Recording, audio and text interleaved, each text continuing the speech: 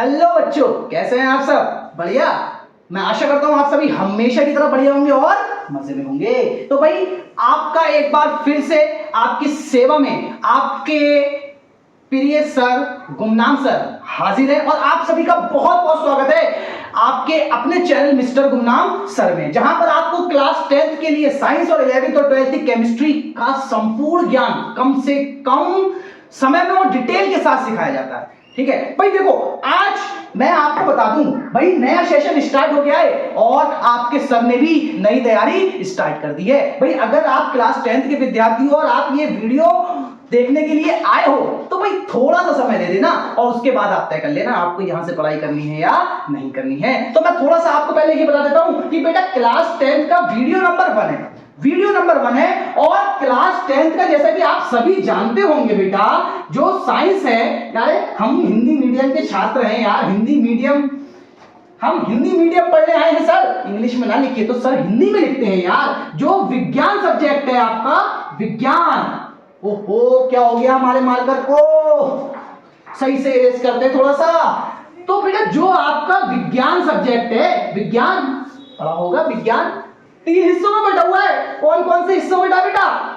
भौतिक विज्ञान, पहला क्या है भौतिक विज्ञान, दूसरा क्या है रसायन विज्ञान और तीसरा क्या है बेटा जीव विज्ञान। जीव विज्ञान भाई फिजिकल और केमिकल और बायोलॉजी जिसको बोलते हैं बायोलॉजी, भाई विज्ञान 3 हिस्सों में बटा हुआ है, भौतिक, रासायनिक और जीव। भाई अब मैं अगर आपको साइंस पढ़ाऊंगा तो मैं तीनों ही चीजें आपको पढ़ाऊंगा।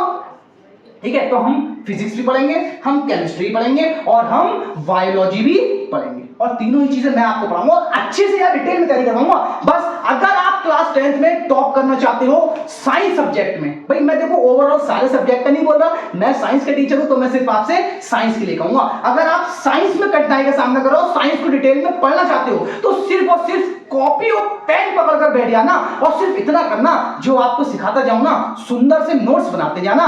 देखो नोट्स अगर आप मुझसे कहो तो पीडीएफ के थ्रू दे दूं, ये दे दूं, वो दे दूं, देने को दे सकता हूं, लेकिन जो खुद से लिखा गया होता है ना वो बहुत ही अच्छे से समझ में आता है और उसके बारे में हमें कमियां, उसके लाभ सब पता चलते हैं। ठीक है, अपने आप जब देखते हैं ना तो चीजें अच्छे से तैयार हो जाती हैं। ठीक है, तो देखो बेटा आज जो क्लास 10th का वीडियो नंबर 1 है, पहला वीडियो है और हम स्टार्ट करने वाले हैं क्या, जैसे कि आप सभी ने अपनी अगर एनसीईआरटी की बुक देखी हो तो उसमें सबसे पहले क्या है भाई, रसायन विज्ञान का पोर्शन सबसे पहले दे रखा है। तो हम भी क्या करेंगे, सबसे पहले केमिस्ट्री को स्टार्ट करेंगे और केमिस्ट्री का लेसन नंबर 1 जो कि रहने वाला है क्या, रासायनिक अभिक्रियाएं एवं समीकरण।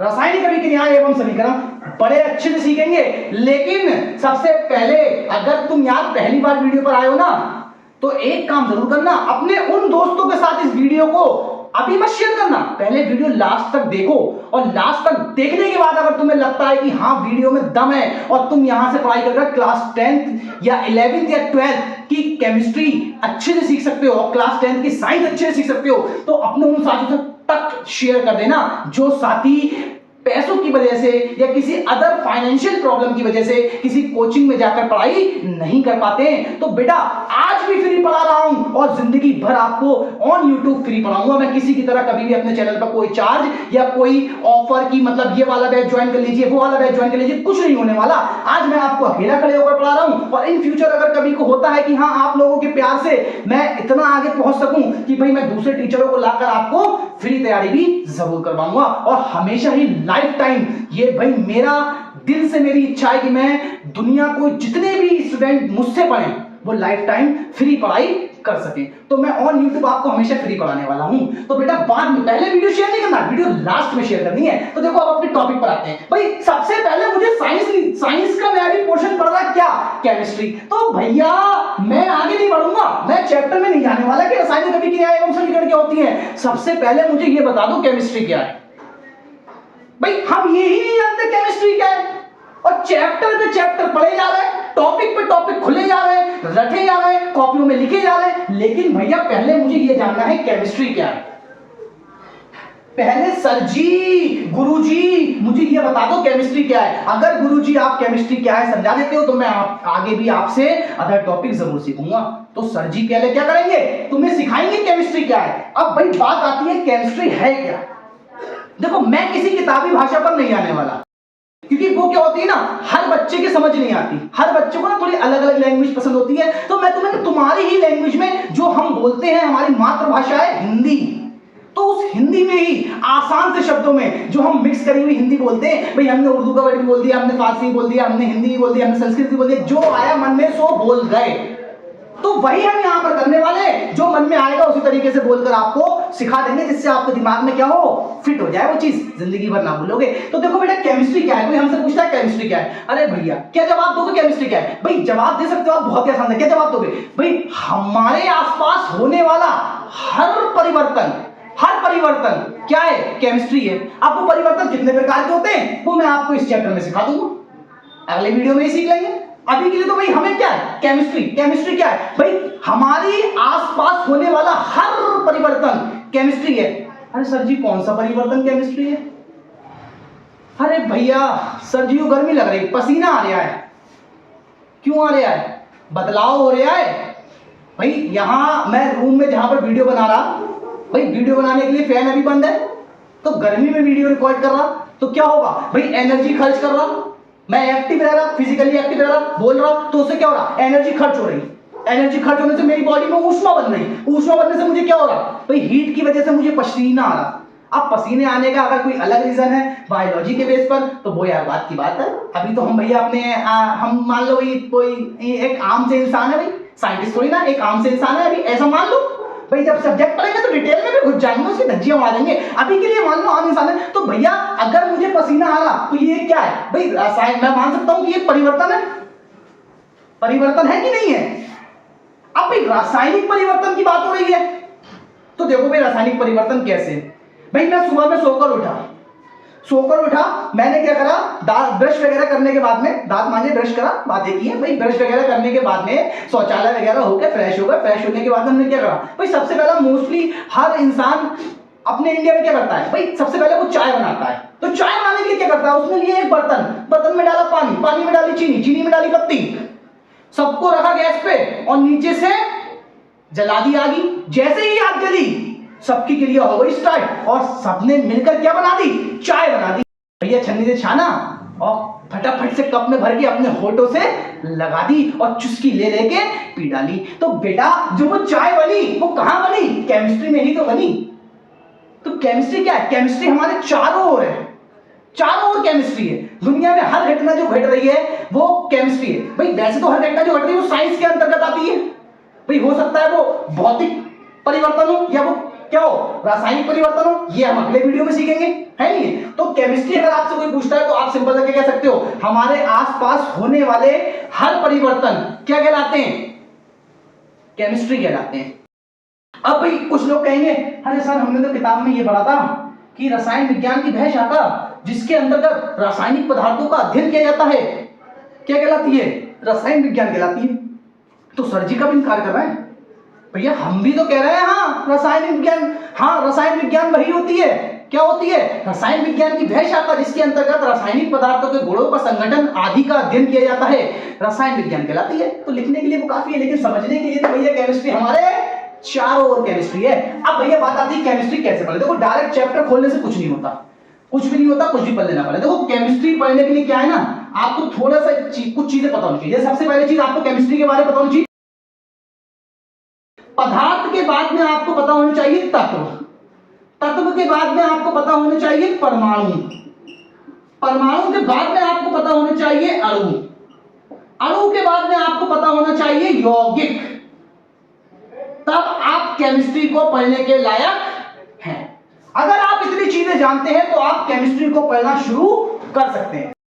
हर चीज गहराई से सीखेंगे, लेकिन समय आने पर हर चीज की एक लिमिट होती है और हमें क्लास के हिसाब से भी सीखना है। जो चीज हमारे सिलेबस में है उसी के बेस पर सीखना है, ठीक है। ज्यादा एक्स्ट्रा लोड भी नहीं बनाना, लेकिन हाँ जो टॉपिक क्लास में या सब्जेक्ट में आ गया तो उसको जब तक नहीं छोड़ना है जब तक के डिटेल में घुस के सीख ना ले। तो बेटा देखो भाई पदार्थ, सबसे पहले केमिस्ट्री की मैंने अभी आपको बता दिया केमिस्ट्री क्या होती है। अब बारी आती है पदार्थ की। देखो पदार्थ क्या होता है, मोटा मोटा मोटा समझ लो। देखो पदार्थ, देखो पदार्थ को इन इंग्लिश कहते हैं क्या, सबस्टेंस, सबस्टेंस बोलते हैं पदार्थ। पदार्थ का एक नाम और भी होता है द्रव्य, द्रव्य जिसको बोलते हैं मैटर, द्रव्य को इंग्लिश में मैटर, पदार्थ, सबस्टेंस, ठीक है, चारों एक ही चीज है। देखो पदार्थ होता क्या है, सिंपल सी पदार्थ के बारे में ना आपको बस ये 3 बातें याद रख लेना। कितनी बातें? 3 बातें याद रख लो, पदार्थ खत्म। देखो पहली बात क्या है, जिसमें भार हो।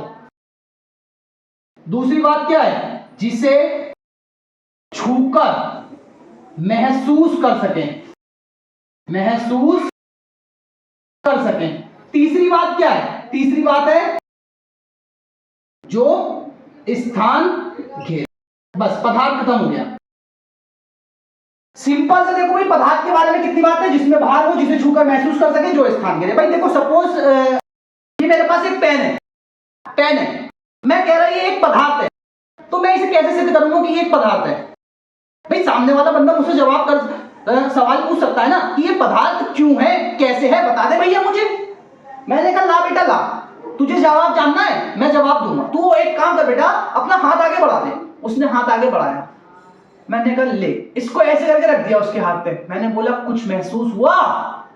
बोला हाँ मुझे महसूस हो रहा है। क्या महसूस हो रहा है? मैं कुछ पकड़े हुए हूं, और जो पकड़े हुए हूं तो वो क्या है? पेन। मतलब मैं इसे छूकर फील कर सकता हूं, जैसे ही मैंने छुआ, हाँ भाई मैं इसे छूकर फील कर पा रहा। अगर मैं इसे छूकर फील कर सकता हूं मतलब ये एक पदार्थ है। दूसरी चीज, उसने बोला अरे नहीं तू मुझे थोड़ा और बता दे, तो मैंने क्या करा, मैंने कहा ठीक है बेटा और बता देते हैं तुझे। फिर से हाथ आगे बढ़ा, ले बेटा इस पेन को हाथ पे रख ले, अब ऐसे करके देख क्या इसमें तुझे कुछ वजन फील होता है? उसने कहा जी सर जी होता है, लग रहा है कि यहाँ हाथ पे कुछ रखा है, मतलब इसमें भार भी है, तभी तो हमें वजन फील हो रहा। और अगर इसमें भार है तो ये क्या है बेटा? पदार्थ है। अभी भी वो शांत नहीं हुआ, बोला नहीं सर जी नहीं, एक तो और बताओ सर जी, पदार्थ कैसे पदार्थ है? 2 चीजें आपने बता दी, छूकर फील कर सके, जिसमें भार।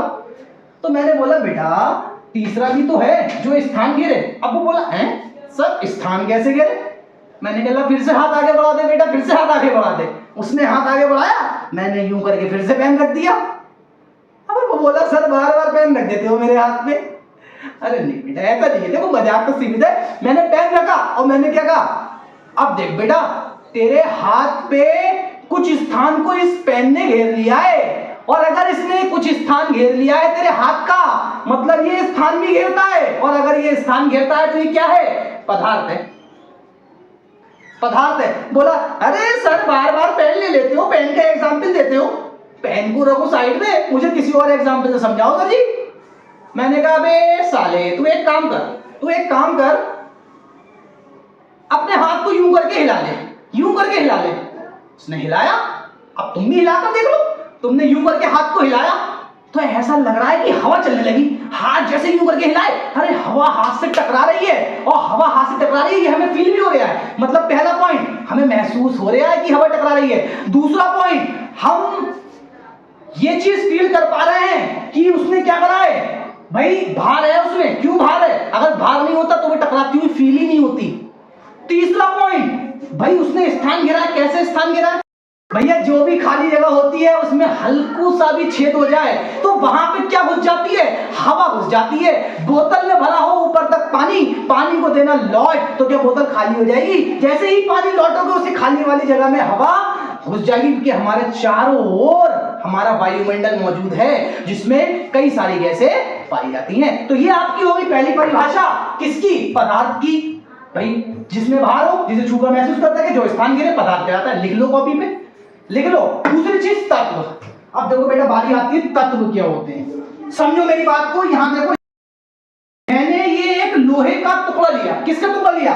मैंने ये एक लोहे का टुकड़ा लिया, जिसको गुटका बोल देते हैं, लोहे का गुटका लिया। भाई हम तो टुकड़ा आएंगे यार, हम तो टुकड़ा आएंगे, आसान सी भाषा बोलेंगे। मैंने एक लोहे का टुकड़ा लिया और इस टुकड़े में भाई ये लोहे को क्या बोलते हैं? Fe। थोड़ी बहुत तो आवर्त सारणी सबने देखी होगी, आवर्त सारणी भी सिखा देंगे, बेसिक केमिस्ट्री आपको समय के साथ सिखा दी जाएगी। अभी के लिए भाई आवर्त सारणी, अब देखो यहाँ बोर्ड पर भाई मेरे पास डिजिटल बोर्ड तो अभी अवेलेबल है नहीं जिसमें मैं आपको फटाफट से पेज पलटा आवर्त सारणी दिखा दी, तो बेटा वो अभी मैं नहीं कर सकता। फिलहाल मैं आपको आवर्त सारणी भी जरूर सिखाऊंगा समय के साथ में। तो बेटा लोहे का टुकड़ा, और लोहे का टुकड़ा, लोहे को Fe से लिखते हैं भाई, तत्व की फॉर्म में Fe से लिखा जाता है। अब क्या हुआ, इसमें जो लोहा है, लोहा ठोस अवस्था में पाया जाता, तो इसके जो परमाणु होंगे वो बेटा कुछ इस तरीके से होंगे, ये देखो कुछ इस तरीके से पूरे टुकड़े में सारे परमाणु पास पास चिपक के बैठे होंगे, तभी तो कतई ठोस होता है, बिल्कुल ठोस होता है लोहा। ठीक है, ये मान लो, इसको टुकड़े को थोड़ा छोटा कर लेते हैं, इतने सर्कल्स कौन बनाएगा, ये आपका टुकड़ा है।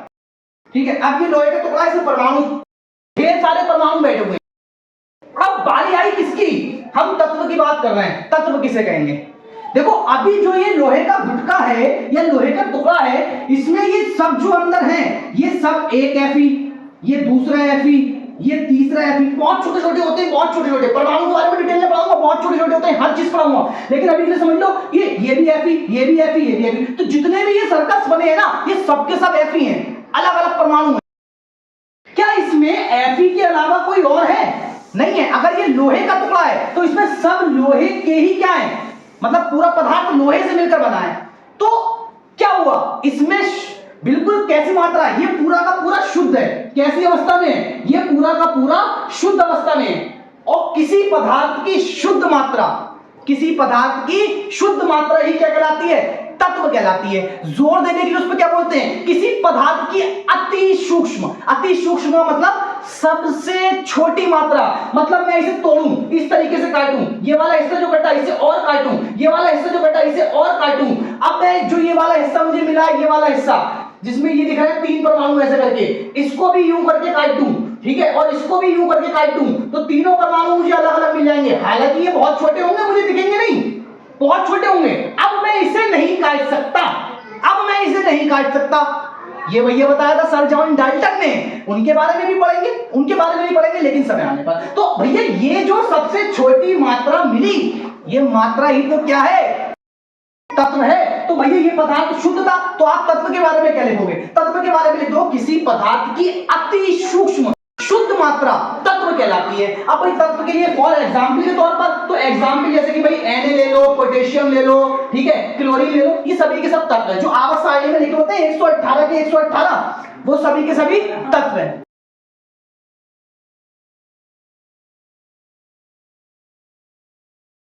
अब देखो बेटा, तत्व की कहानी आपकी हो गई। अब हम आते हैं परमाणु के ऊपर। परमाणु क्या होते हैं, समझो, देखो बात को समझो भाई।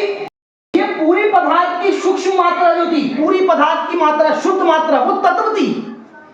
और जो तत्व की जो ये Fe लिखा है ना, जो इसका एक हिस्सा, ये एक सर्कल जो है, इतने सारे सर्कलों से मिलकर बना है, तो जो सबसे छोटा सर्कल है जिससे हम और ज्यादा काट नहीं सकते, ये कहलाता है परमाणु। ठीक है, ये होता है आपका परमाणु।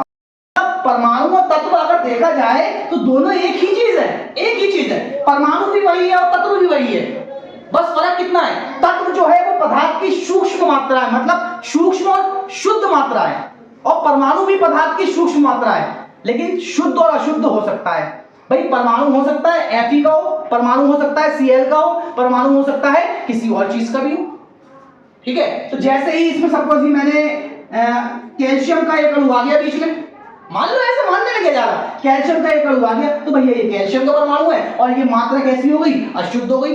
अब ये शुद्ध नहीं बचा Fe, अशुद्ध हो गया, तो ये तत्व नहीं कहलाएगा, क्योंकि तत्व जो होती है वो अति सूक्ष्म शुद्ध मात्रा। तो आप परमाणु के बारे में क्या लिखेंगे, परमाणु भी किसी पदार्थ की सबसे छोटी मात्रा जिसको और ज्यादा तोड़ा ना जा सके, परमाणु कहलाता है। किसी भी पदार्थ की सबसे छोटी मात्रा परमाणु कहलाता है। जैसे कि मेरे पास ये पेन है, मैं इसको तोड़ के इतना छोटा कर दूं कि इसका आखिरी कण मिल जाए, अब वो मुझसे कटे ही ना ही उसको तोड़ सकूं, परमाणु कहलाता है। ठीक है, बाकी परमाणु के बारे में अगर आप जानना चाहते हो तो परमाणु को इंग्लिश कहते हैं एटम। एटम यही तो होता है परमाणु, एटम। देखो ये दो शब्दों से मिलकर बना है, ए और टम।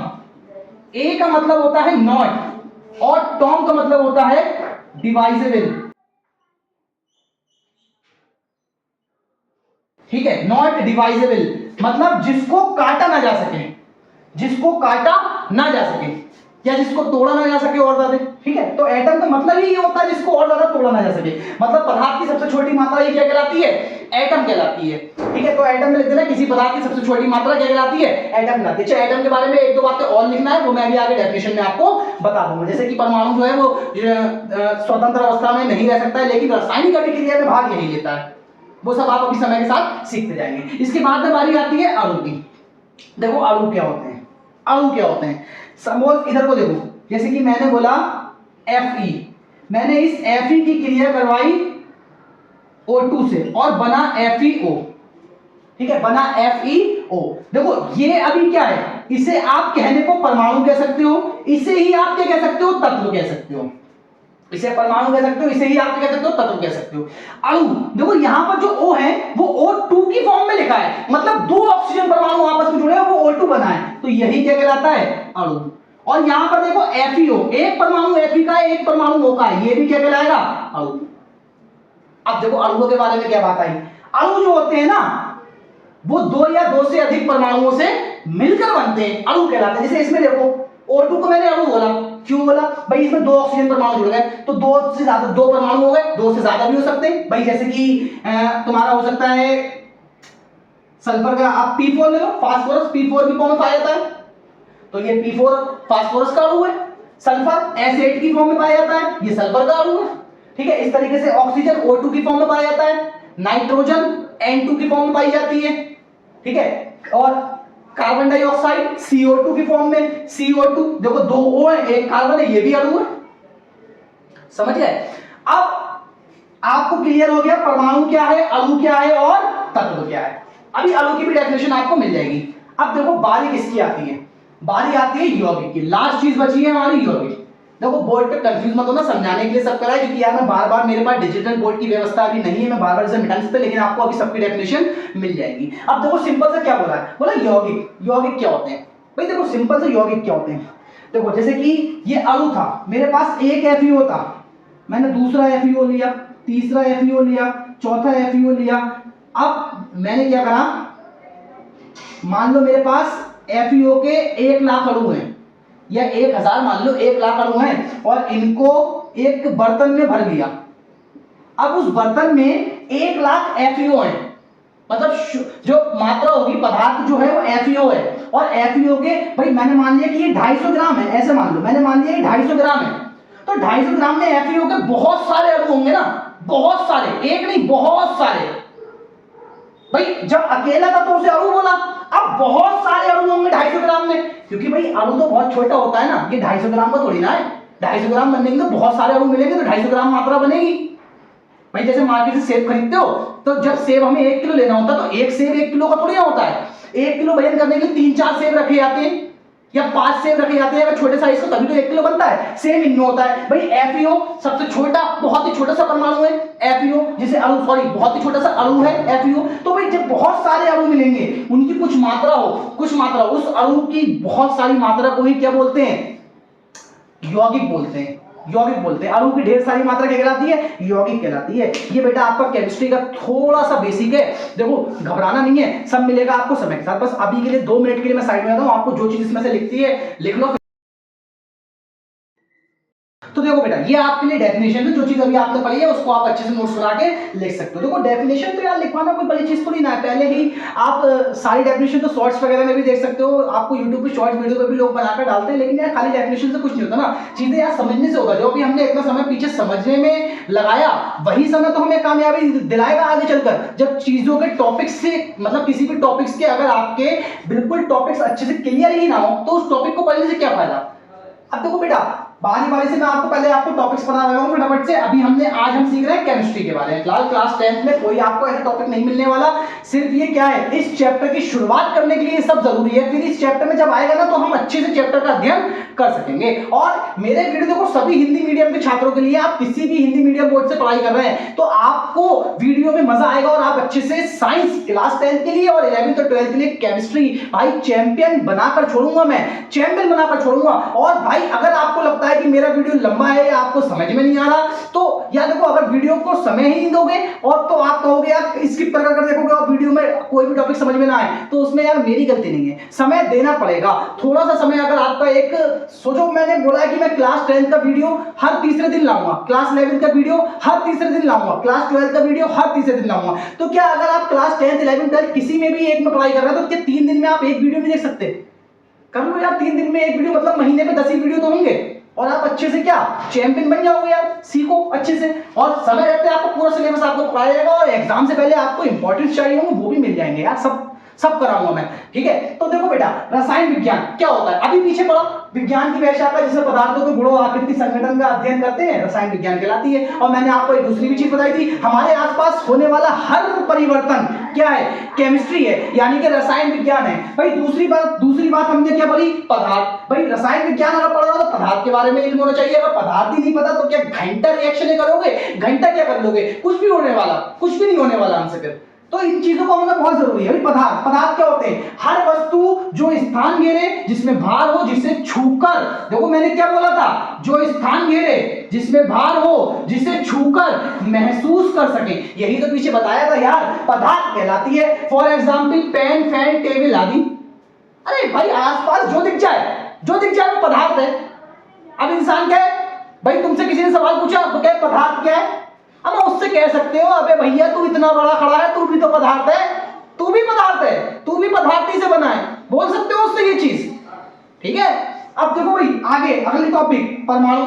भाई परमाणु पदार्थ की सबसे छोटी मात्रा, देखो अभी यही तो बताया था, पदार्थ की सबसे छोटी मात्रा जिसको और तोड़ा ना जा सके, ये चीज बताई थी किसने, डाल्टन ने बताई थी। और डाल्टन का नियम बहुत ही अच्छा नियम है और वो सब आप आगे पढ़ने वाले हो। थोड़ा सा बस आपका ये 10th का है, शुरुआत है, फिर 10th 11th 12th बहुत कुछ सीखने वाले हो और अकेला केमिस्ट्री साइंस पूरा मजा देने वाली है आपको, मजा बांधेगी। और आपके जो भी आपका टारगेट है ना कि नीट IIT वगैरह, अब आप सब हासिल कर लोगे, बस अच्छी से चीजों को पढ़ते चले जाओ।